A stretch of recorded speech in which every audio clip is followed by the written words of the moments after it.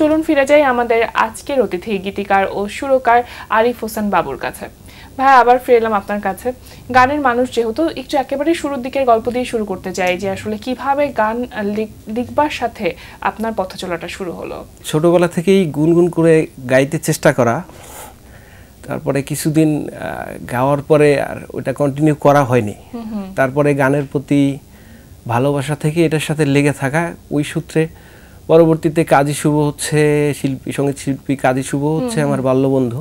আচ্ছা, তো ওর কাছেই বললাম যে একটু লেখার চেষ্টা করি, দেখো যে লিরিক হচ্ছে কিনা।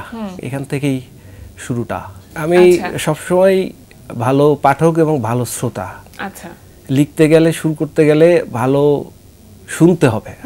ভালো শ্রোতা হলে ভালো লিখতে পারা যায়, এটা আমার কাছে মনে হয়। আচ্ছা, তো ছোটবেলায় কি ধরনের গান আপনার শুনতে ভালো লাগতো? সব ধরনের গান শুনতে ভালো লাগতো, তবে ফোক গানের প্রতি আকর্ষণটা একটু বেশি ছিল। আপনার বড় হওয়া কি বরিশালে? বড় হওয়া বরিশালে। আচ্ছা, তো বরিশালের পরিবেশটা কি কোন জায়গা থেকে একটু গানের জন্য খুব বেশি সাহায্য করেছে বলে মনে হয়, বা প্রতিবন্ধকতা তৈরি করেছে কি কোনোভাবে? পরিবেশগত একটা প্রভাব গানের সাথে অবশ্যই রয়েছে। যেহেতু থাকবেই, ধান নদী খাল বলাই আছে, এই নিয়ে বরিশাল। তো নদীর সাথে প্রকৃতির সম্পর্ক আছে, প্রকৃতির সাথে গানের সম্পর্ক আছে, তো এটার একটা প্রভাব ছিল। আচ্ছা, পরিবার থেকে কি চাইতেন বাবা মা বা ভাই বোন অন্যান্য যারা আছেন আত্মীয় স্বজন যে আপনি আসলে গানের মানুষ হয়ে উঠুন? আম্মা আমার জন্য চেষ্টা করতেন, আব্বা উনিও সাপোর্ট দিয়েছেন। পরবর্তীতে আমি কন্টিনিউ করিনি, আমার ছোট বোনও নিয়মিত বেতারে করতো, সাপোর্ট ছিল। আর বর্তমানে আমার ওয়াইফ তার ব্যাপক সাপোর্ট দিচ্ছে। পরিবারের এই আন্তরিকতা বা সহযোগিতা ছাড়া কিন্তু আসলে যে কোনো শিল্প মাধ্যম নিয়ে কাজ করাটা কিন্তু খুব কঠিন বা চ্যালেঞ্জিং। এখন তো অনেক গীতিকার আছেন, অনেক সুরকার কাজ করছেন, সেই প্রতিযোগিতার একটা চাপ, এটা কি বোধ করেন আপনি? প্রতিযোগিতা আমি মনে করি না। যদি কোয়ালিটি ফুল লেখা এবং সুর হয়, সেক্ষেত্রে অনেকের মধ্য থেকে সেই অনেক কিন্তু থাকে না, তখন সেটা একটা সীমিত সংখ্যায় চলে যায়। তো এক্ষেত্রে আমি আসলে প্রতিযোগী আছে বা নাই এই জিনিসটা মাথায় রাখি না, সবসময় চেষ্টা করি যে ভালো কাজ করতে হবে। আপনি যেটা বলছিলেন যে গান লেখা তো শুরু হলো, কিন্তু তারপরে সেটা আবার সুর করা, এই ব্যাপারটির সাথে আপনি কিভাবে পরিচিত হলেন? প্রথম যে গানটা করেছিলাম ওইটা সিডি চয়েসের ব্যানারে, ওই গানটা কাজী শুভ নিজেই সুর করেছেন। পরবর্তীতে আরও কিছু গান করেছি, মিলন, আরও অন্য আর্টিস্ট। তখন আসলে একদিন বলল যে বন্ধু, আমাদের নিজ জেলা নিয়ে একটা গান করা যায় কিনা। আচ্ছা, মানে বরিশাল নিয়ে তখন একটা গান করছি, এবং ওই গানটার সুরটা আমার করা ছিল। ওইখান থেকেই শুরু। ওই গানটার টাইটেল ছিল বরিশাল বরিশাল। ওইটা ফেসবুক, ইউটিউব সকল মাধ্যমে মোটামুটি জনপ্রিয় গান, এবং এটা বরিশালের আঞ্চলিক জাতীয় সঙ্গীত বলে অনেকে। এটা তো একটা অন্যরকম ভালো লাগার, যে নিজের অঞ্চলের গান নিয়ে বা নিজের অঞ্চলকে নিয়ে গান লেখা। গানের লেখা এবং সুর করা সাধারণত কি, যে আপনি যখন কোনো নিজে গান করছেন সেগুলোর লেখা বা সুর করা, সেটা কি আপনার নিজেরই করা হয়? হ্যাঁ, আমার নিজেরই করা হয়। সম্প্রতি আপনার রিলিজ হয়েছে তোমার প্রেমে পাগলামি, এই গানটির লিখেছেন আপনি, আবার সুর করেছেন, আবার নিজে গেয়েছেন। এটা সাড়া কেমন পেয়েছেন? মোটামুটি ওইটা একটা নতুন চ্যানেল ছিল আমাদের। মিউজিক কম্পোজার রেজওয়ান শেখ হঠাৎ করে একদিন বলল যে ভাই গান লিখে সুর করে দেন। তখন আমি যখন ডেমো ভয়েস দিচ্ছিলাম, তখন সে নিজেই বলল যে ভাই এটা আপনিই করেন। ওই থেকে করা, এবং চ্যানেলটার শুরু থেকে স্টার্টিংয়ে ভালোই সাড়া ছিল। আচ্ছা, তারপরে একটি গান এখন প্রমোট করা কিন্তু বেশ কঠিন বা চ্যালেঞ্জিং, যে আপনি যখন কোনো গান করছেন তখন শ্রোতা দর্শকদের কাছ পর্যন্ত পৌঁছানো, এই কাজটা আপনি সাধারণত কিভাবে করে থাকেন?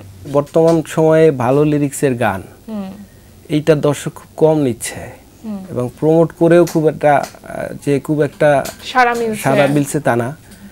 গানটা আসলে টিকটক বেসড হয়ে গেছে এখন, যেটা টিকটকে ভাইরাল, ওই গান বেশি চলতেছে এখন। আলটিমেটলি ভালো কথার গান এইটা তো টিকটকে ওইভাবে সাড়া মিলতেছে না। টিকটকে সাড়া ফেললেও সেটা হচ্ছে খুব কম সময়ের জন্য থাকছে, কিন্তু এই যে আমরা যে বলি সব সময় যে একটি গান 30 বছর এবং 30 বছরের বেশি সময় ধরে বেঁচে থাকলে সেই গানটি কালজয়ী গান, বেঁচে থাকবার মতন গান, সেই গানগুলো তৈরি হওয়ার সম্ভাবনাটা কমে যাচ্ছে। একেবারেই কমে যাচ্ছে তা না, কিছু কিছু ভালো গান ভালো কাজ হচ্ছে, হ্যাঁ অবশ্যই, এবং এগুলা টিকে থাকবে। আপনি গান লিখবার ক্ষেত্রে কাদেরকে বেশি অনুসরণ করেন? দুইজন মানুষের প্রভাব আমার মধ্যে খুব বেশি এই গান লেখার ক্ষেত্রে। আমি ছোটবেলায় খুবই আমাদের সবার প্রিয় নায়ক সালমান শাহের সিনেমা দেখতাম, ভক্ত ছিলেন। ওনার ব্লাইন্ড ফ্যান, এবং ওনার গানগুলো শুনে, এবং বাউল শাহ আব্দুল করিম, বাউল সম্রাট, ওনার গান, এই দুইজনকে আমি আসলে অনুপ্রেরণা হিসেবে, ওনাদের গান সবারই একটা ফলোয়ার থাকে, আদর্শ হিসেবে রেখেছি। বিশেষ করে সালমান শাহের সিনেমার গান তো উনি করতেন না, তারপরও কেন যেন ওনার অ্যাক্টিং এ আমার কাছে গানগুলো মনে হতো যে মানে একদম জ্যান্ত হয়ে উঠতো। এই ক্ষেত্রে ওই গানগুলো আমাকে প্রভাবান্বিত করেছে, মুগ্ধ করতো। এবং বাউল সম্রাট শাহ আব্দুল করিম, ওনার কথা তো ওনার গান বাংলাদেশে ওনাকে নিয়ে আসলে মন্তব্য করাটা মানে আমাদের মতো ছোট মানুষদের জন্য আসলে যায় না। আধ্যাত্মিক পর্যায়ের গানগুলো বা যেগুলো প্রেম প্রকৃতির সাথে একেবারে একাত্মতা প্রকাশ করে, এই ধরনের গানগুলো বাউল সম্রাট শাহ আব্দুল করিম করে গেছেন। নিঃসন্দেহে তাকে আদর্শ হিসেবে মানলে সেই গন্তব্যে পৌঁছানোটা কখনো না কখনো হয়তো সম্ভব। আচ্ছা, আপনি একই সাথে গান লিখছেন এবং সুর করছেন, এক একজন তো এক এক রকম ভাবে কাজ করে। কেউ হয়তো গান লিখবার পরে তারপর সুরটা তৈরি করে, আবার কখনো সুরটা থাকে তার উপরে লিরিকটা চাপানো হয়। আপনি কিভাবে কাজ করেন? আগে যেভাবে গান হতো, সুরকার গীতিকার একসাথে দুইজন যদি আলাদা হতো, সেক্ষেত্রে একসাথে ওনারা বসতেন। আগে সুরটা হতো এবং সুরের উপর বেস করে গানের মিটার ঠিক হতো এবং ওইভাবে গান লেখা হতো। বর্তমানে একই ব্যক্তি যখন সুর এবং লিখছেন, তখন অনেকে আগে লিখে পরে সুর করতেছেন, কিন্তু আমি আগে সুরটা ঠিক করি। এটা আমার স্ট্র্যাটেজি। এই সুরটা কিভাবে আসে বা কোথা থেকে আপনি সুরটা নেন? এটা তো আসলে সৃষ্টিকর্তা প্রদত্ত থেকে আসে।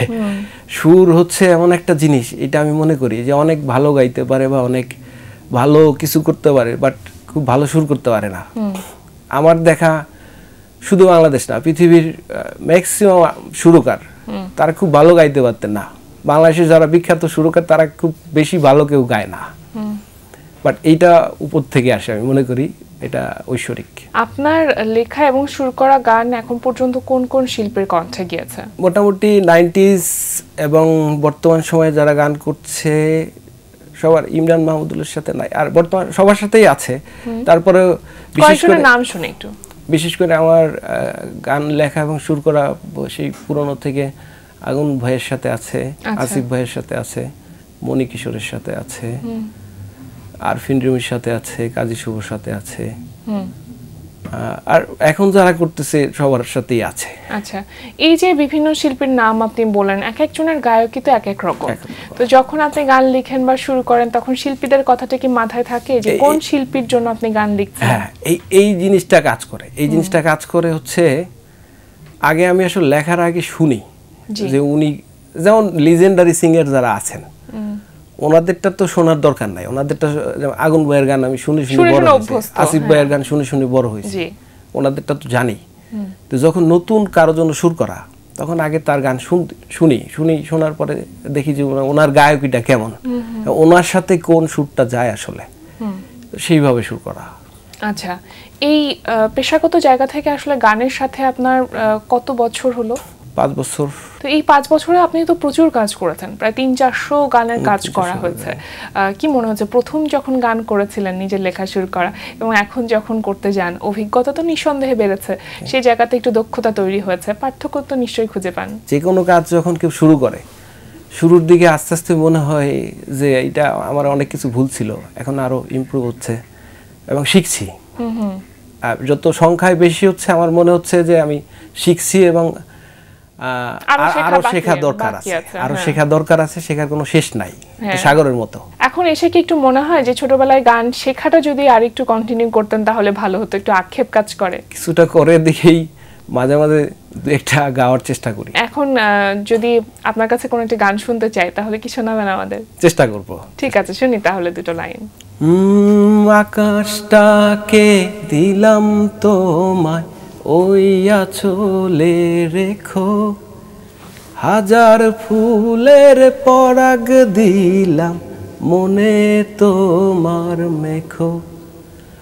ও আকাশটাকে দিলাম তোমায়, ওই আঁচলে রেখো, হাজার ফুলের পরাগ দিলাম মনে তোমার মেখো। তোমার মনে যতন করে আমায় যদি রাখো, মনে তোমায় রাখবো আমার, মনে যদি থাকো। গানকে যখন আপনি পেশাগত জায়গা থেকে চিন্তা করছেন, তার মানে এখানে জীবিকা নির্বাহ বিষয়টা সম্পৃক্ত। তো সেটা করে কি আসলেই নিজের জীবনযাত্রা চালানো যায়? সেটা কি সম্ভব না কঠিন মনে হয়? এইটা আমি মনে করি বর্তমান সময়ে গানকে কেউ পেশা হিসেবে নেয়া এটা খুবই দুরূহ এবং খুবই অসম্ভব একটা ব্যাপার, কষ্টসাধ্য একটি বিষয়, কষ্টসাধ্য ব্যাপার। এই ক্ষেত্রে অন্য পেশায় থাকলে এটা ভালো। এবং যারা আমি দেখছি গানের ক্ষেত্রে, শিল্পীদের ক্ষেত্রে যাদের শো নাই তাদের কিন্তু আসলে এই গান করে পেট চালানোই দায়। বলা যেতে পারে গণ্ডি আছে যে আপনি কোন শ্রোতা দর্শকদের জন্য গান করছেন এবং তাদের কাজ পর্যন্ত আসলেই পৌঁছচ্ছে কিনা, সেই বিষয়টা অনেক বড় একটা চ্যালেঞ্জ থেকেই যায় সব সময়। সব ধরনের গান করা হয়েছে, এর মধ্যে মাঝে মাঝে যেই গান আছে যেটা ম্যাস পিপলের গান, এইটা ফোক কিছু গান আছে যেটা আমি সবাইকে কানেক্ট করতে পারা। এবং একটা গান আমি একবার কুয়াকাটায় গেলাম, ওইখানে একজন নির্মাণ শ্রমিক, তার একটা বাটন মোবাইল, ওই মোবাইলে ওই গানটা চলতেছিল। তখন আমি ওনাকে জিজ্ঞেস করলাম যে গানটা কেমন লাগছে। তো বলছে এই গানটা আমার সব চাইতে প্রিয় 5টা গানের একটা, আমি এটাকে ডাউনলোড করে রাখছি। মানে ওনার মোবাইল অ্যান্ড্রয়েড ফোন না। ওই ধরনের চিন্তা থেকে ওই ধরনের লোকজনের জন্য আরো গান করা। গান তো আসলে মানুষের শোনার জন্য, একটা নির্দিষ্ট শ্রেণীর জন্য না। না এই যে বরিশালের মানুষ, আপনি যখন বরিশাল থেকে ঢাকায় এসেছিলেন এবং এখন যখন বরিশাল যান, তখন মানুষজন নিশ্চয়ই চিনে আপনাকে যে আপনি গান লিখেন এবং সুর করেন। সেখানকার মানুষদের সাড়াটা আপনি আসলে কিভাবে পান? তারা আপনাকে কিভাবে গ্রহণ করে? এটা আসলে একটা এক্সট্রা সাড়া তো আছেই। বিশেষ করে বরিশালে গেলে বরিশাল এই গানের জন্য সবাই চিনে, বলে যে গানটা ওনার লেখা, সুর করা। যখন রাস্তা দিয়ে যাই, কোনো চায়ের স্টলে এবং বিভিন্ন স্কুল কলেজের প্রোগ্রামে গানটা চলতেছে, এর সাথে ডান্স করতেছে, ভাল লাগে। মানুষজন অনেকেই বলে ভিডিও করে আবার রিলস বানিয়ে দেয়, আমাকে পাঠায়, আজকে অমুক স্কুলে, কালকে অমুক স্কুলে। আবার দেখলাম বিপিএল এর উদ্বোধনী অনুষ্ঠানে, সেখানে সব ডিভিশনের গান ছিল, সবগুলা ডিভিশনের গান ছিল, যেখানে অনেক লিজেন্ডারি গান ছিল, সেখানে বরিশাল থেকে এই গানটা দেওয়া হয়েছে। তো ওইটাই আমাদের এক সঙ্গীত শিল্পী, ওইটাকে আবার সে ভিডিও করে আমাকে পাঠাইছে। এটা মনে হয় সবথেকে বড় প্রাপ্তি। এই যে এত সংগ্রাম, পথ চলাতে আসলে এত কাটা, এগুলো মনে হয় ভুলে যাওয়া যায় যখন এই ধরনের অনুপ্রেরণাগুলো কাজ করে। স্বপ্নটা কি? কোথায় দেখতে চান নিজেকে? ভালো কাজ করতে করতে যেদিকে নিয়ে যায়, অবশ্যই সবার ইচ্ছা থাকে যে খুব টপ পজিশনে পৌঁছানো। কিছুক্ষণ আগেই তো বললেন যে ওনাদের মতো বাউল সম্রাট শাহ আব্দুল করিম, ওনাদের মতো না হতে পারলেও যাতে ওনাদের কাছাকাছি কিছু গান করতে পারি, এটাই। অসংখ্য ধন্যবাদ ভাইয়া, সবসময় ভালো কাজের সাথে থাকুন এবং আপনার কাজগুলো যেন শ্রোতা দর্শকদের কাজ পর্যন্ত পৌঁছায়, সেটাই প্রত্যাশা করি। আজকে আমাদের আয়োজনে আসবার জন্য আপনাকে ধন্যবাদ, শুভকামনা রইল। আপনাকেও ধন্যবাদ, বাংলা ভিশনকে ধন্যবাদ আমাকে আমন্ত্রণ জানার জন্য। প্রিয় দর্শক, এতক্ষণ কথা হচ্ছিল অতিথির সঙ্গে, এবার সময় হলো বিদায় নেবার। আমাদের অনুষ্ঠান সম্পর্কে আপনার যে কোনো মতামত, পরামর্শ জানাতে লিখুন এই ঠিকানায়। প্রযোজক দিন প্রতিদিন, Bangla vision, note tower 110, Bir Uttom CR Dutta road, Dhaka 1205। Phone 96320304। আমাদের ইমেইল অ্যাড্রেস dinprotidin@banglavision.tv। আল কোরআনে বলা আছে, তোমরা কি তাহাকে হেদায়েত করিতে চাও যাহাকে আল্লাহ বিপথে নিয়েছেন?